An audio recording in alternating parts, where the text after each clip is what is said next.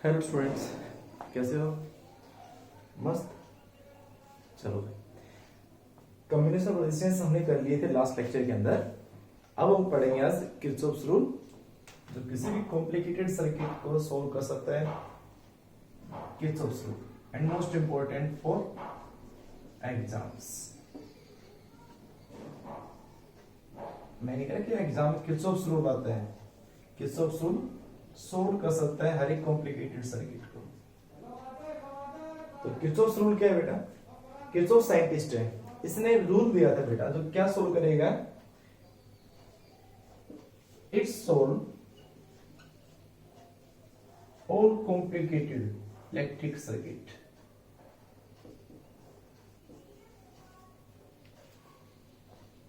Bye the लगा सकता है, बाय दिस रूल लगाना इसमें, by this rule all the complicated electric circuit।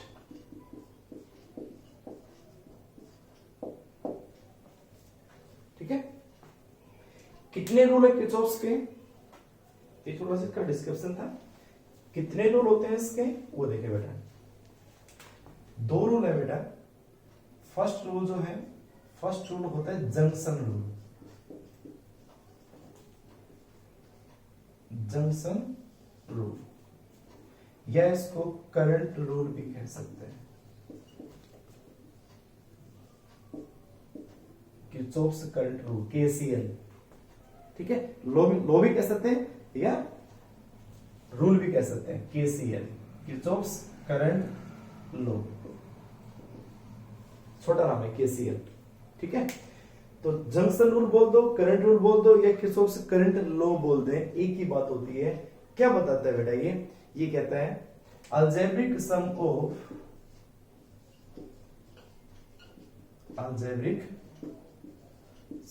of all the currents meeting at the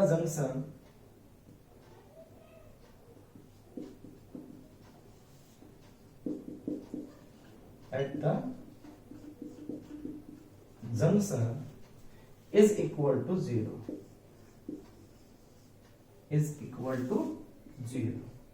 ये Kirchhoff's rule मैंने आपको कैपेसिटेंस में भी समझाया था, इसमें भी बता रहा हूं। वो कैपेसिटर्स में एप्लीकेबल है, ये रेजिस्टर्स में है। यहाँ पे अलजेब्रिक सम, अब अलजेब्रिक सम में क्योंकि पता है करंट इज स्केलर। वैसे तो टेंसर होता है, लेकिन उसमें हम करंट के अंदर वेक्टर रूल्स को ओबे नहीं कर सकते, नहीं लगा सकते हैं। तो सीधा क्या करेंगे, टोटल करंट निकालने के लिए अलजेब्रिक सम यूज करेंगे। तो algebraic sum of all the currents meeting at the junction, किसी भी जंक्शन पे जो टोटल करंट मिलेगा उन सभी को ऐड करके इक्वल टू क्या कर दे, 0 कर दे। या इसको हम कह सकते हैं और करंट, टोटल करंट लीविंग या meeting, total current entering at junction is equal to total current leaving from the junction। जितना करंट जंक्शन पे आएगा, किसी भी एक पॉइंट पे आएगा, पॉइंट जंक्शन है वहां पे, उतना ही करंट वहां उस पॉइंट से बाहर निकलेगा। मैथमेटिकल अगर इसको लिखें तो that is summation of I means current is equal to 0। This is first Kirchhoff's rule. Kirchhoff's rule अगर हमसे समझ गए तो न्यूमेरिकल्स तो बहुत आसान है, इसके रूल समझना बहुत इसमें बस मेन इंपॉर्टेंट क्या रूल है इसके। तो अलजेब्रिक सम ऑफ टोटल जो करंट हमारे पास होगा वो इक्वल टू क्या आ जाएगा, 0। क्लियर? तो इसको नोट कर ले पहले। तो पहला जो रूल है वो किसके बारे में बताता है, करंट के बारे में बताता है। और दूसरी बात, इट ओबे या फॉलो कह सकते हैं law of conservation of charge, क्योंकि चार्ज ना कभी वहां पे नया बनता है ना कभी चार्ज खत्म होता है। तो इसका जितना चार्ज वहां पे जा रहा था, करंट किसके कारण फ्लो होता है, rate of flow of charge. तो चार्ज अगर फ्लो हो रहा है तो करंट फ्लो हो रहा है। ये तो होता है ना बेटा। तो जितना चार्ज वहां पे एंटर कर रहा है उतना ही बाहर निकल रहा है। तो वो किसको फॉलो कर रहा है, किसको ओबे कर रहा है, वो law of conservation of charge. तो हम ये कह सकते हैं फर्स्ट रूल, किरचॉफ से first rule law of conservation of charge को फॉलो करता है, ओबे करता है। ठीक है, ये हो गया फर्स्ट। अब हम इसके साइन कन्वेंशंस और लिख लेते हैं फर्स्ट के, कि साइन कन्वेंशंस क्या होंगे बेटा, बता दें। चलो देखो, जैसे एक एग्जांपल ले लेते हैं, उससे आप आसानी से समझ जाएंगे कौन पॉजिटिव और कौन नेगेटिव। आप उसको उल्टा भी ले सकते हैं, कोई फर्क नहीं पड़ना इससे। जैसे ये कोई जंक्शन है, तो करंट बाहर जा रहा है, कितना करंट है I1, यहां से बाहर जा रहा है I2, यहां से अंदर जा रहा है I3, यहां से अंदर जा रहा है I4, यहां से बाहर जा रहा है I5। ये जंक्शन है O पॉइंट मान लो। तो उस जंक्शन पे आप क्या लिखोगे, ओ द जंक्शन, जंक्शन से करंट बाहर जा रहे हैं और उसी जंक्शन पे करंट आ रहे हैं। तो क्या करेंगे, आइदर आप ये मान सकते हो जो करंट बाहर जा रहे हैं उनको प्लस मान लें, तो अंदर वालों को माइनस मान लें, या फिर अंदर जो आ रहे हैं, अंदर जो आ रहे हैं उनको प्लस मान लें, बाहर वालों को माइनस मान लें। कोई मान सकते हो, मर्जी है, आपकी मर्जी है, कैसे भी कर सकते हो आप। तो अगर मान लो मैं कहूं एंट्रिंग वाले प्लस है, तो एंट्रिंग वाले कौन कौन से हैं बेटा, एंट्रिंग वाला है I4, एंट्रिंग वाला है I3। तो हम ये कह सकते हैं ना I3 प्लस I4, ये तो हो गए एंट्रिंग। फिर ये हो गए सब बाहर लिविंग वाले, माइनस कर दो, तो I2 minus I1 minus I5। ये तीनों करंट बाहर जा रहे थे और सभी करंट को ऐड करके इक्वल टू क्या कर दो, 0। तो सभी करंट, टोटल जो करंट था उन सभी का अलजेब्रिक सम कर दिया मैंने। अब एडिशन, अपने सब्ट्रैक्शन किया, सब्ट्रैक्शन नहीं किया, वो कन्वेंशन है कि अगर आपने एंट्रिंग वाले प्लस माने हैं तो लिविंग वाले माइनस मानने पड़ेगा हमें। अगर लिविंग वाले माइनस मानेंगे तो फिर ये प्लस हो जाएगा, ये प्लस है तो ये माइनस हो जाएगा, उल्टा करना पड़ेगा आपको। ठीक है, फिर दूसरा आपने क्या लिखा था, ये लिखा था कि ये हमारे पास क्या थे, total current entering eight the junction. तो अपने आप इक्वल तो आएगा I3 प्लस I4 किसके इक्वल होगा, I1 plus I2 plus I5। ये तो किरचॉफ्स फर्स्ट रूल था, Kirchhoff's first rule, total current entering at the junction is equal to total current leaving from the junction. This is Kirchhoff's first rule. तो ध्यान रखना, जितना माउस current उस junction पे एंटर कर रहा है उतने करंट वहां से बाहर भी निकलना चाहिए। ये नहीं है 2 करंट एम्पियर किसी पॉइंट पे गया और उस पॉइंट से करंट निकल गया 3 या 1.5, ऐसा कभी ना हो। तो जितना करंट एंटर करेगा उतना करंट वहां से बाहर जाएगा। क्लियर? तो ये थे किरचॉफ से फर्स्ट रूल। अब आते हैं किरचॉफ से सेकंड रूल के ऊपर।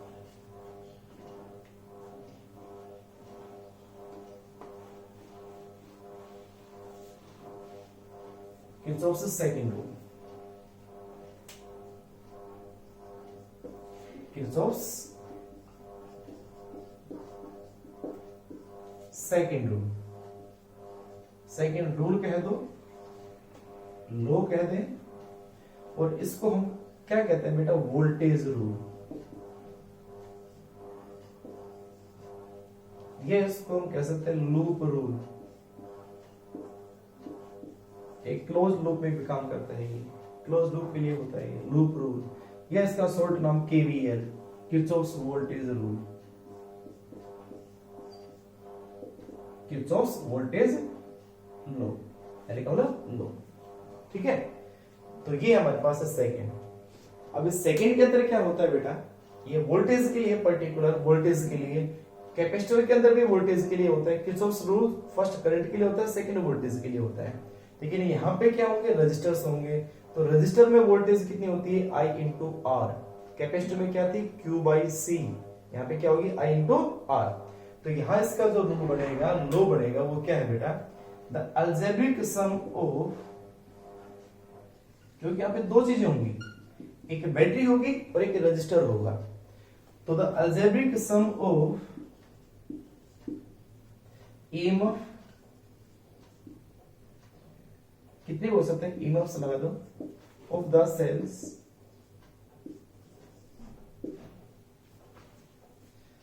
And algebraic sum of potential drop potential drop across resistors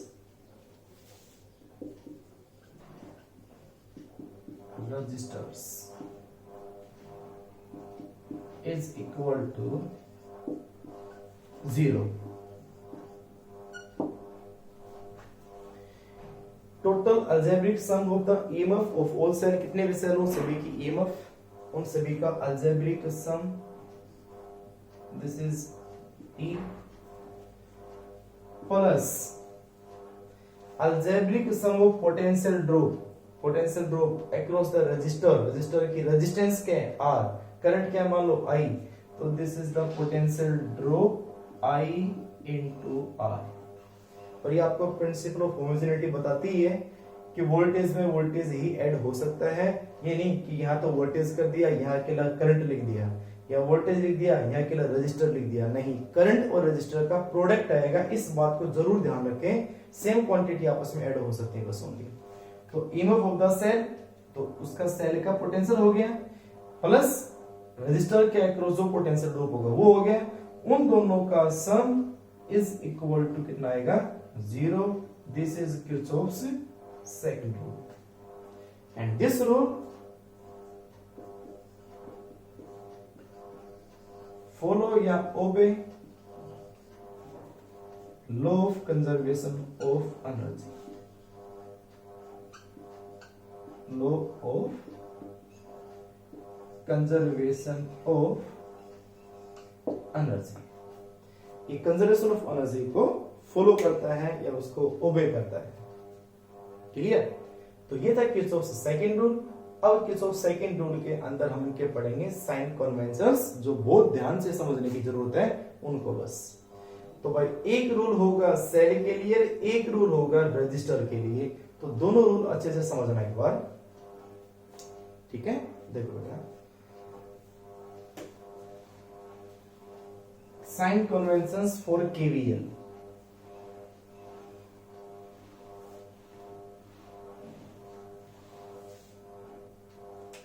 sign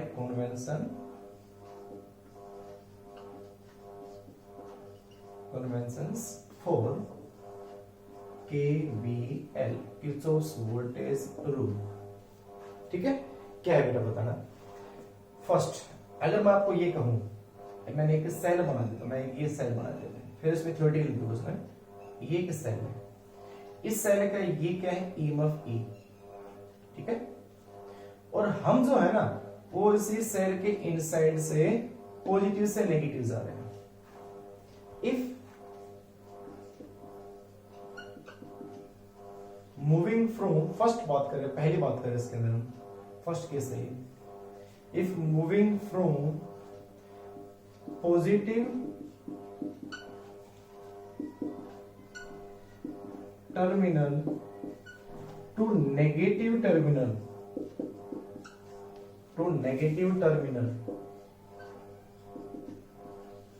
inside the cell, क्योंकि घूम के तो यहां से भी आ सकते हैं, बार बार मिलेगा आपको तो वहां से भी तो आ सकता है वो, लेकिन इनसाइड द सेल की बात है वो। EMF of cell taken as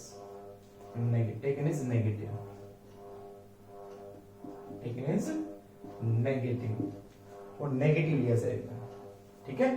तो अगर हम पॉइंट ए से हम पॉइंट बी पे जा रहे थे इनसाइड द सेल, तो इस सेल की पोटेंशियल डिफरेंस वो कितनी ली जाएगी बेटा -3। ए से बी की पोटेंशियल ड्रॉप, पोटेंशियल डिफरेंस हम ये कह सकते हैं सीधा सा VAB इज इक्वल टू -3, कितना जाएगा -3। ये हो गया फर्स्ट, ध्यान से लिखना बात को। दूसरी बात, सेल के लिए दूसरी बात करते हैं हम। सेल के लिए क्या, कि अगर वही सेल हो, ठीक है, वही पॉइंट ए है, वही पॉइंट बी है, और अगर हम इससे नेगेटिव से पॉजिटिव जाएं तो उसमें उल्टा कर सकते हो ना, inside the cell even though cell negative and vice versa। तो मैंने इसी में ही इसको बता दिया, डायग्राम वाला से आपको बता दिया मैंने। मतलब अब इसका पोटेंशियल डिफरेंस कितना आएगा बेटा, ये कितना है E, तो अब जो आएगा ये आ जाएगा प्लस। तो अगर हम कहां से कहां जाएंगे, नेगेटिव से पॉजिटिव तो पॉजिटिव, और पॉजिटिव से नेगेटिव तो नेगेटिव, और फाइनली कहां पहुंच रहे हो ये ध्यान देना, फाइनली जिस टर्मिनल पे पहुंच रहे हो वही ईएमएफ, वही उसकी पोटेंशियल डिफरेंस लिख जाएगी। तो फाइनल नेगेटिव है तो नेगेटिव आ जाएगा, पॉजिटिव है तो पॉजिटिव आ जाएगा। ये दो साइन कन्वेंशन थे सेल के लिए, क्लियर, ठीक है। अब ऐसे ही दो साइन कन्वेंशन होंगे रजिस्टर्स के लिए, बेटा दो, चलो हो गया।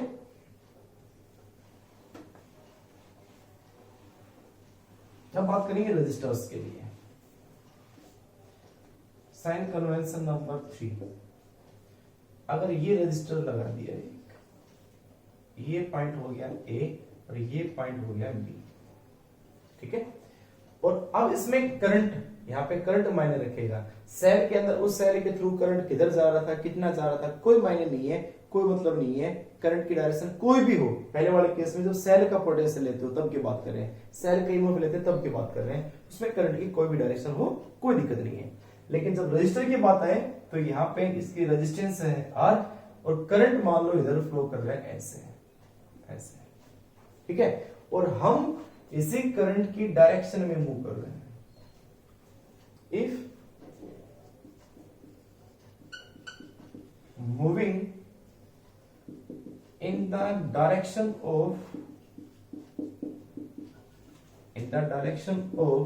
flow of current,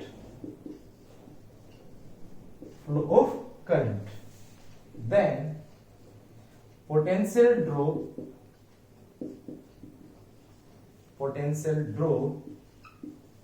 across resistor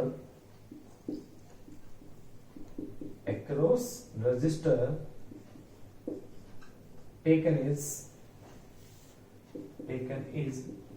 negative and vice versa,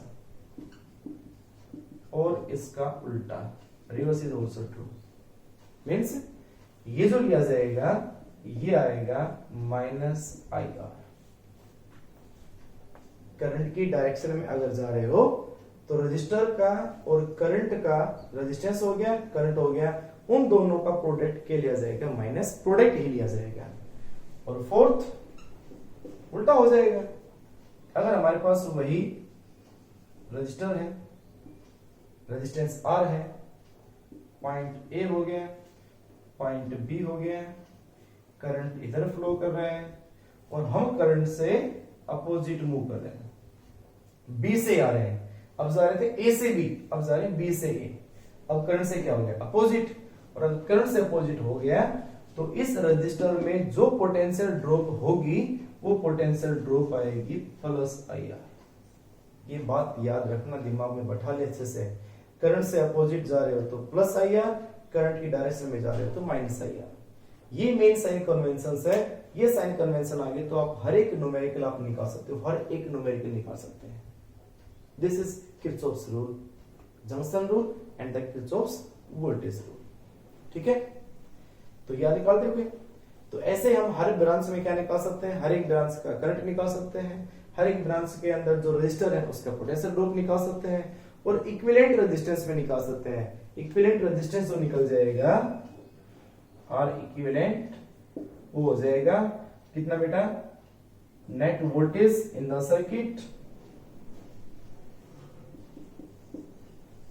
total voltage in circuit and divided by total current through the circuit,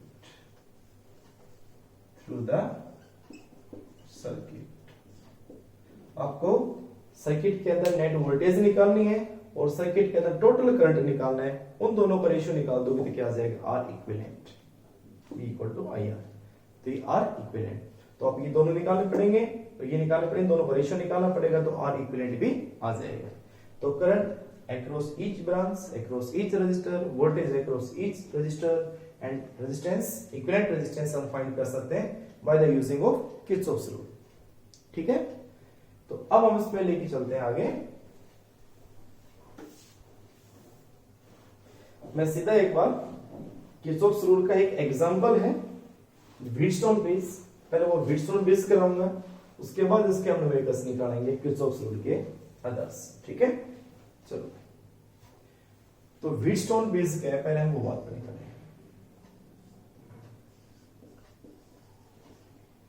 Wheatstone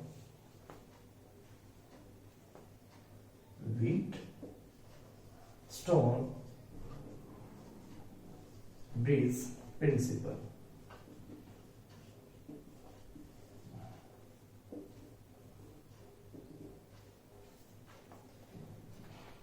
wheat scientist का नाम है यहाँ पे, उसने एक ब्रिज बनाया, यानी कि एक तरह से रजिस्टर्स को अरेंज किया।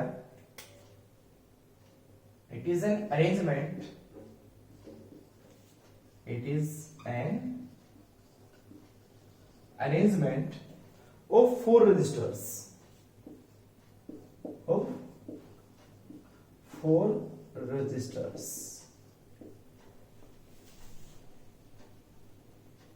ठीक है, बस इन फॉर्म ऑफ ब्रिज कह सकते, जरूर नहीं है, लगता है वो ब्रिज से लगता ही नहीं है। एंड क्या काम होता है बेटा, and it is used to find one unknown register, one unknown resistance if all 3 givens, मतलब if 3 resistance are given, resistances are given।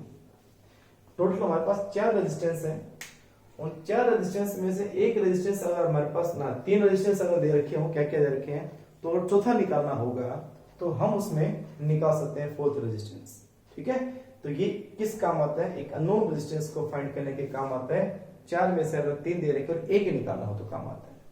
ठीक है, तो ये क्या है बेटा, इसके अंदर सबसे इंपॉर्टेंट कंडीशन ये कह सकते हैं कि balance condition of the Wheatstone bridge क्या है, कैसा इसका अरेंजमेंट है, वो देखो बेटा। तो इसके अंदर तो फिर आप उतार ले, नोट कर ले उसके बाद, मैं इसमें मिटा बेटा, फिर बनाऊं डायग्राम इसमें, कर लिया। ठीक है, देखो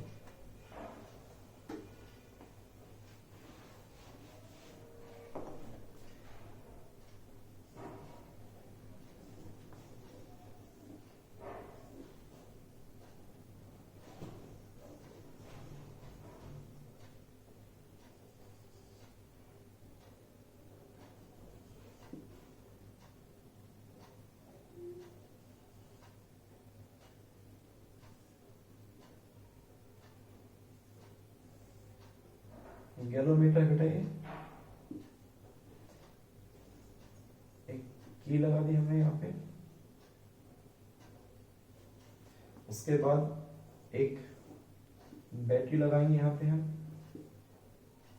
जिसका EMF E है, इसी के साथ एक की लगा देंगे 4, इस की को K1 बोल देंगे हम, और ये जो की है ये K2 है। ये रेजिस्टेंस P, इसका Q, इसका R, इसका S, नाम दे देते हैं हम, ये नाम A, B, C and D। ठीक है, तो ये एक व्हीटस्टोन ब्रिज होता है। इस व्हीटस्टोन ब्रिज के अंदर 4 रेजिस्टेंसेस गिवन है, P, Q, R, S। ठीक है, ये 4 रेजिस्टेंसेस हैं। वैसे रेजिस्टेंस ये भी होता है, गैल्वेनोमीटर दे रखा है, तो गैल्वेनोमीटर भी ऐसा डिवाइस जो करंट को मेजर करता है, स्मॉलेस्ट करंट को मेजर करता है, लेकिन उसके अंदर भी रेजिस्टेंस तो होता है। ठीक है, लेकिन इसका रेजिस्टेंस अभी नहीं, हम ओनली इस ब्रिज के अंदर 1, 2, 3, 4 इन 4 रेजिस्टेंस को लेके चलते हैं। ठीक है, जो कंडीशंस है वो कंडीशन इन चारों को लेके है। अगर ये रेजिस्टेंस इंक्लूड हो गया तो फिर बैलेंस है ही नहीं वो। तो पी क्यू आर एस, तो इसके अंदर उसकी जो बैलेंस कंडीशन है वो क्या होगी, हम इसकी कंडीशन या प्रिंसिपल इसका क्या है, आपको पूछे कि what is the Wheatstone bridge principle, तो प्रिंसिपल ये है बेटा कि first if Q1 is pressed, first if K1 and after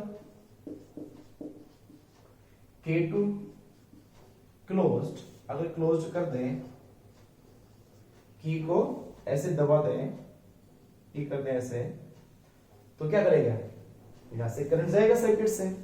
अगर यही ओपन रखोगे तो यहां से करंट फ्लो करेगा ही नहीं, करंट ऐसे आएगा, वैसे तो ये करंट जाएगा यहां से आई, ठीक है, उतना करंट यहां से आएगा बाहर आई।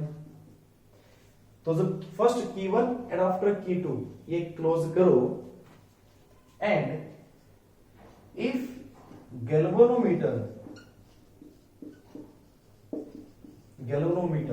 जो G है वो G shows no deflection, उस गैल्वेनोमीटर में कोई डिफ्लेक्शन नहीं है, डिफ्लेक्शन नहीं आने का मतलब देयर इज नो करंट, ठीक है, then bridge is said to be balanced। तो आपको व्हीटस्टोन ब्रिज प्रिंसिपल पूछेगा तो प्रिंसिपल इसके अंदर ये तो हो गया थ्योरेटिकल कि इफ K1 पहले Q1 क्लोज करें फिर K2 क्लोज करें, और अगर गैल्वेनोमीटर डिफ्लेक्शन नहीं दिखाता है, मतलब गैल्वेनोमीटर में करंट अगर नहीं आ रहा है, तो bridge is said to be balanced and P by Q R by S के इक्वल होगा, एंड यहां पे जो आएगा P by Q is equal to R by S। तो अगर एक लाइन में आपको सॉल्यूशन देना है कि आपसे पूछा जाए what is the principle of the balance Wheatstone bridge, याद रखना बात, बैलेंस व्हीटस्टोन ब्रिज, तो that is equal to P by Q R by S। ये इन दोनों का रेशियो के इक्वल हो, तो ये ब्रिज बैलेंस है, ये इसका प्रिंसिपल है। बैलेंस व्हीटस्टोन ब्रिज का अनबैलेंस का मतलब क्या है कि P by Q R by S के इक्वल नहीं हो तो अनबैलेंस है, ठीक है। तो बैलेंस होगा तो ये कंडीशन आ जाएगी P by Q R by S, और फिर हमें इसको प्रूफ करना है कि जब बैलेंस हो, मतलब जब गैल्वेनोमीटर में करंट नहीं आ रहा हो, तो P by Q क्या R by S के इक्वल आएगा, हम इसको प्रूफ करेंगे। तो एट प्रेजेंट आप इसको नोट करें पहले एक बार कि व्हीटस्टोन ब्रिज क्या है, व्हीटस्टोन ब्रिज प्रिंसिपल क्या है। तो व्हीटस्टोन ब्रिज की बैलेंस कंडीशन फिर से बता रहा हूं, बैलेंस कंडीशन होती है P by Q R by S। अब इसको करेंगे प्रूफ, देखो प्रूफ।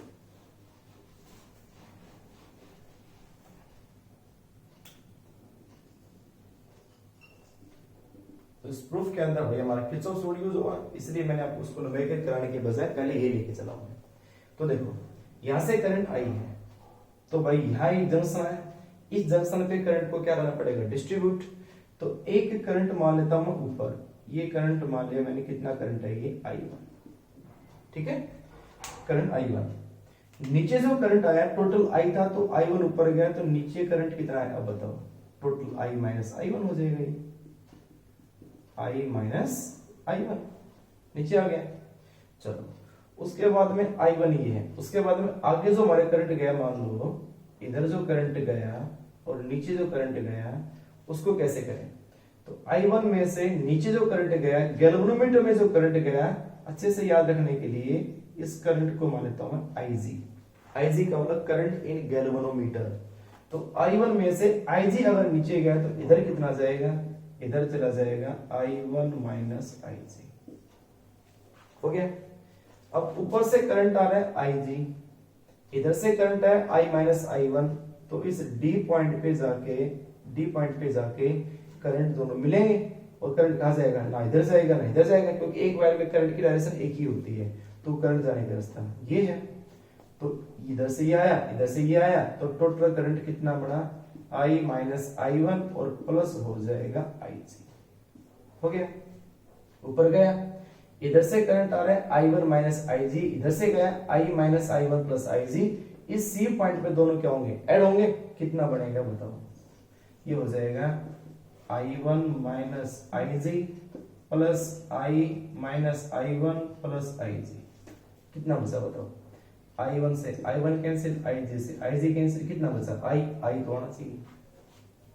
तो according to conservation of charge current क्या था बेटा, कि जितना करंट यहां से एंटर कर रहा था उतना करंट सर्किट से बाहर आना चाहिए। अगर ऐसा होता है तो हमने सही डिस्ट्रीब्यूशन किया है, अगर ऐसा नहीं हुआ तो हमारा जो डिस्ट्रीब्यूशन ऑफ करंट है वो गलत है। अब दोबारा से देखिए कहां गलती हमने की थी फिर। क्लियर, तो ये हमारे पास है डिस्ट्रीब्यूशन। अब उसमें ये लगाएंगे किरचॉफ्स फर्स्ट रूल हो चुका, according to Kirchhoff's voltage rule KVL. उसके अंदर क्लोज्ड लूप लेके चलेंगे हम। एक क्लोज लूप लेके चले पहले हम ए बी डी ए, कैसे भी करो से, जैसे ए डी बी ए ऐसे करो से, आपकी मर्जी है। तो in the close loop A B D A, in closed loop A B D A से बी जाओ, बी से डी, डी से ए। मैंने आपको क्या समझाया था, मैंने कहा था पहले क्या आया, रेजिस्टेंस आया, रेजिस्टेंस आया तो इस रेजिस्टेंस की वैल्यू कितनी है P, तो I1 इंटू पी। अब I1 इंटू पी क्या होगा, हम भी करंट की डायरेक्शन के अलॉन्ग जा रहे हैं, करंट की डायरेक्शन के अलॉन्ग जा रहे हैं, तो क्या आएगा नेगेटिव, तो ये बन जाएगा माइनस I1 इंटू पी। उसके बाद B से अब भी करंट की डायरेक्शन में ही है, तो IG इंटू जी, जी क्या रेजिस्टेंस है, तो करंट और रेजिस्टेंस का प्रोडक्ट अब भी क्या आएगा माइनस, तो IG इंटू माइनस जी। फिर आगे डी से जा रहे हैं इधर, अब आओगे करंट से अपोजिट, अपोजिट हो गए तो करंट और रेजिस्टेंस का प्रोडक्ट क्या आएगा प्लस, तो ये आ गया प्लस, कितना, ये आ जाएगा I माइनस I1 और इंटू हो गया R। ठीक है, R हो गया प्लस, और कहा गया वापस ए पे। अब क्लोज्ड लूप हो गया, इक्वल टू क्या लगा, तो जीरो, कोई दिक्कत नहीं है। चलो भाई, अब इक्वेशन नंबर उसको मान लेते हैं फर्स्ट। एक लूप और लो, बी सी डी बी, मर्जी वो ले लो, चाहिए ले सकते हो, B C D A B बड़ी हो जाएगी, इतनी ले लो बहुत है, बी सी डी बी कर सकते हो किसी से भी। In closed loop B C D B, जो आप नाम लिखो उसी के अलॉन्ग जाना, ये नहीं हम लिखा तो बी सी डी बी है गए बी डी सी बी, ऐसा ना हो। तो बी से सी, अब करंट की डायरेक्शन के अलॉन्ग जाए तो माइनस, कितना है माइनस क्या, I1 minus IG into Q. फिर हम आए करंट से अपोजिट, अपोजिट आएंगे तो प्लस आएगा, इसका और इसका प्रोडक्ट, तो plus I minus I1 plus IG और इंटू क्या हो जाएगा S। ठीक है, उसके बाद हम गए ऊपर, ऊपर भी क्या जा रहे हैं करंट से अपोजिट, अपोजिट क्या आएगा प्लस, तो IG इंटू जी प्लस हो गया, प्लस IG इंटू जी और इक्वल टू क्या आएगा जीरो। इक्वेशन नंबर आ गई नंबर सेकंड। अब आ जाओ प्रिंसिपल पे। अकॉर्डिंग टू प्रिंसिपल क्या था बेटा, according to principle if IG equal to zero, अगर IG इक्वल टू कितना है जीरो है, तो और IG अगर जीरो है तो अब ये बताओ साथ साथ एक कंडीशन और भी तो आ गई ना, कि भाई B पे और D पे पोटेंशियल क्या होगा सेम, ये भी ध्यान होगा ना। अगर IG जीरो है तो पोटेंशियल एट B और पोटेंशियल एट D वो भी तो सेम आएगा, आएगा ना। तो अब सीधा अपन ये लिख लो, at according to principle if IG equal to zero, तो IG अगर जीरो हो तो फ्रॉम फर्स्ट एंड सेकंड कितना आएगा,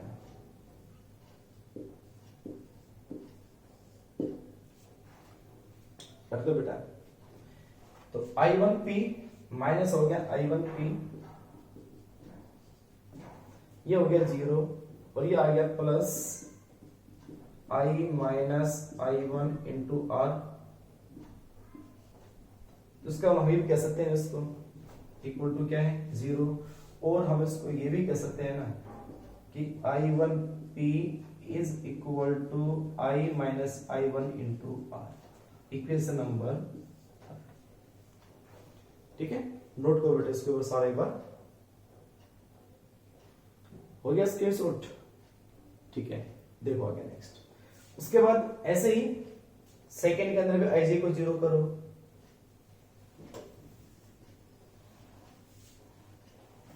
इसमें भी 0 करो, तो ये बनेगा -i1q i -i1s और इज इक्वल टू 0, ये 0 हो गया।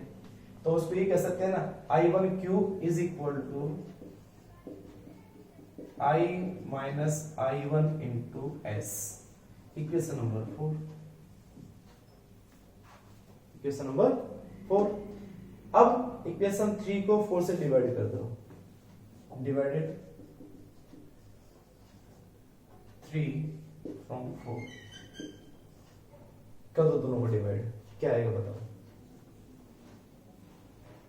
तो इन दोनों को डिवाइड करोगे तो ये आ जाएगा i1p divide by i1q is equal to i minus i1 क्या है r, और यहां पे क्या है i minus i1 into s। Cancel cancel, क्या बचा बेटा, हमारे पास आ गया p by Q is equal to r by s। यही तो प्रिंसिपल था बैलेंस कंडीशन। तो this is the balance condition of the Wheatstone bridge. This is the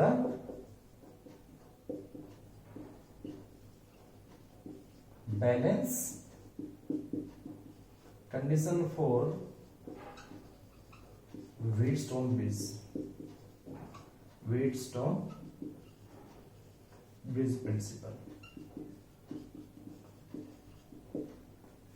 ये था ना, ठीक है। तो ये हमारे पास आ गया बैलेंस कंडीशन और प्रूफ। साथ साथ मैंने आपको किरचॉफ्स लॉ भी समझा दिया इसका, क्लियर हुई बात। अब कुछ एक बात इसमें एक दो इंपॉर्टेंट मैं अलग से देता हूं आपको कि और क्या क्या इसके अंदर होंगी। अब अगर बैलेंस हुआ, अगर ब्रिज बैलेंस हुआ तो इसमें करंट नहीं गया, इसमें करंट नहीं गया तो इसको आप हटा सकते हो, तो इक्विवेलेंट रेजिस्टेंस फाइंड अपने आप कर सकते हैं। इसको नोट कर ले बेटा एक बार, हो गया। चलो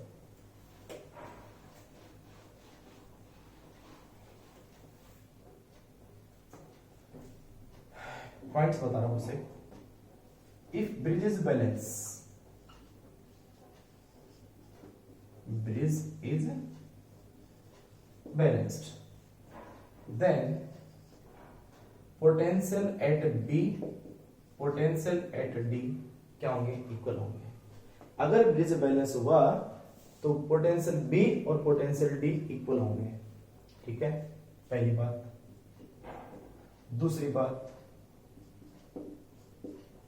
if bridge is unbalance,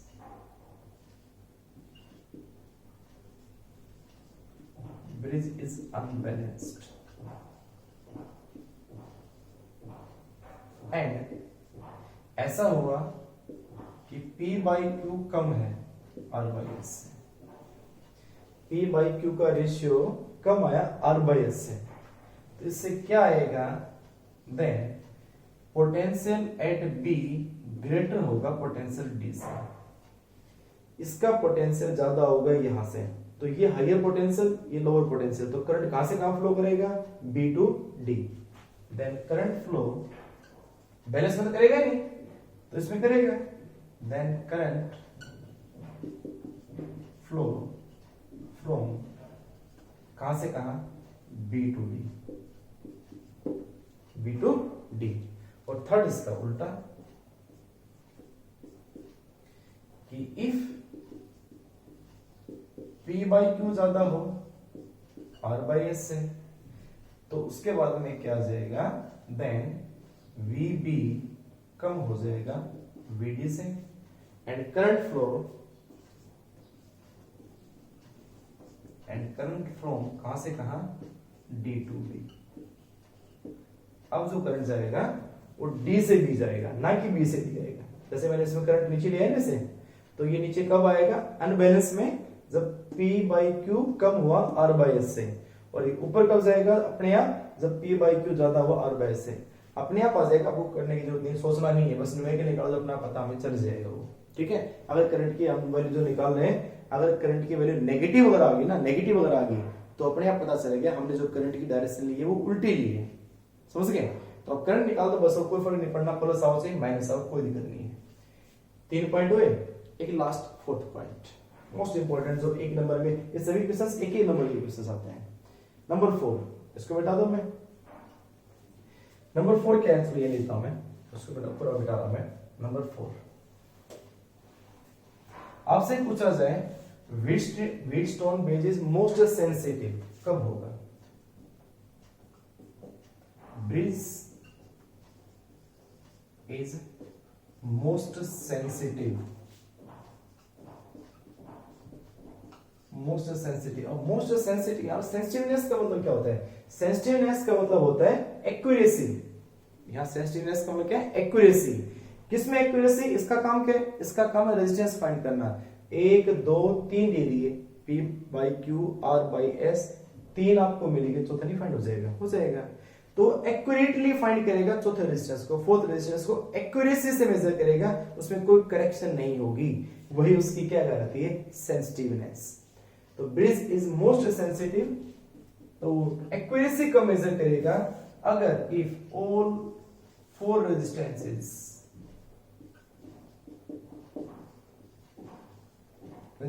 having same value, अगर इनके सभी की वैल्यू भी सेम हुई, तो वो और सही मेजर करेगा, समझ गए? आगे क्लियर हुआ? नहीं हुआ तो मैं एक छोटा सा एग्जांपल लेके आपको बताता हूं। जैसे बैलेंस की कंडीशन क्या थी? बैलेंस की कंडीशन ये तो थी P by Q is equal to R by S। तो ये तो P by Q को अगर मैं कहूं P2 है, Q कितना है? 4 है, R कितना है? 4, S कितना है? 8। क्या बैलेंस नहीं हो? तो है 1/2 ये आ गया, 1/2 ये आ गया, तो ये ब्रिज क्या है? बैलेंस है, बिल्कुल बैलेंस है। लेकिन क्या इन सभी P Q R S individual की वैल्यू भी सेम है क्या? मतलब ये क्या सेंसिटिव है क्या? नहीं, ये ब्रिज सेंसिटिव नहीं है। ये सेंसिटिव तब होगा, ये एक्यूरेसी ऑफ रेजिस्टेंस तब मेजर सही करेगा अगर P की वैल्यू Q के इक्वल हो, Q की वैल्यू R के इक्वल हो, इक्वल टू S हो, सभी का रेजिस्टेंस इक्वल हो, सेम वैल्यू हो। तो आप इसमें यहां लिख सकते हो having the same value is equal to P equal to Q equal to R equal to S। अगर सभी के सभी वैल्यू सेम हो, ये भी 2, ये भी 2, ये भी 2 एंड ये भी 2, तो अगर सभी के सभी सेम होंगे तो ये बिल्कुल एक्यूरेसी होगी, जो उसका काम था उस काम के अंदर इसकी एक्यूरेसी सही आएगी, समझ गए? तो ये था व्हीटस्टोन ब्रिज। तो अगर ये बैलेंस हुआ तो इसका न्यूमेरिकल तो बहुत आसान होगा, पता ही आपको मैंने करवाया था। इसके न्यूमेरिकल तो आपको मैंने कि भाई यहां से ये हो गया, यहां से ये हो गया, यहां से ये हो गया, यहां से ये हो गया, तो ये दोनों सीरीज में, ये दोनों सीरीज में, फिर दोनों आपस में क्या होंगे? पैरेलल। सोल्व हो गया। तो बैलेंस हो गया तो बहुत आसान है। अनबैलेंस हुआ तो कैसे निकालेंगे? अनबैलेंस हुआ तो हम निकालेंगे किरचॉफ रूल से, जिसका एग्जांपल हम कल निकालेंगे, अगले जो लेक्चर आएगा उसके अंदर निकालेंगे। तो ये balance Wheatstone bridge Kirchhoff rule आज के लेक्चर का कंप्लीट हुआ। नेक्स्ट लेक्चर के अंदर इनके निकालेंगे न्यूमेरिकल्स, इनके क्वेश्चंस, ठीक है? और इनका एक जो कॉन्सेप्ट है ये कह सकते हैं कि व्हीटस्टोन ब्रिज का प्रैक्टिकल फॉर्म जो हमारे लैब में भी है वो है मीटर ब्रिज, वो पढ़ेंगे अगले लेक्चर के अंदर। तब तक के लिए बाय, खुश रहो बेटा।